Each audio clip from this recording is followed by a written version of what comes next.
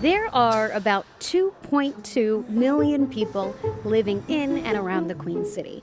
Some locals, others transplants, but one thing every person has in common is at some point they've experienced this: construction.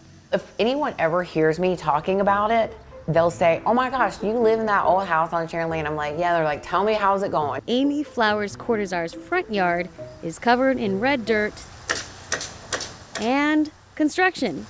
One of the things that we worried about was just managing the construction. That's the theme of the Queen City. New apartments, new skyscrapers. From what was once a 96-year-old funeral home to a historic house owned by Charlotte Mayor Vi Lyles. It's all about tearing down to build up, leaving us to wonder what's worth saving. I'm a little bit of a history nerd, so I definitely get excited about it.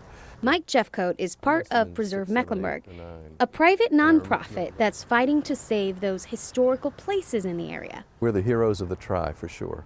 I mean, one of the things you have to do is try. And heading up that try is Charlotte's unofficial historian, Dan Morrill. People think history is the past. It's not. History is a human creation. His back porch feels like the history classroom he taught in for about 50 years. It's a philosophical discussion. To deny change is to deny life. Because that's what life is. Life is change. With some tangible results, he's saved over 400 properties in the area. You have to work with developers. You have to work with realtors.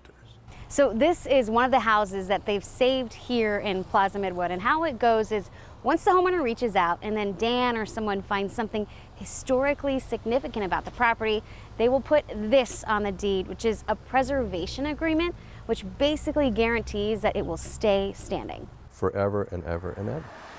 Even if they find a bit of important history tied to a building, not every property can be saved. Don't make me cry.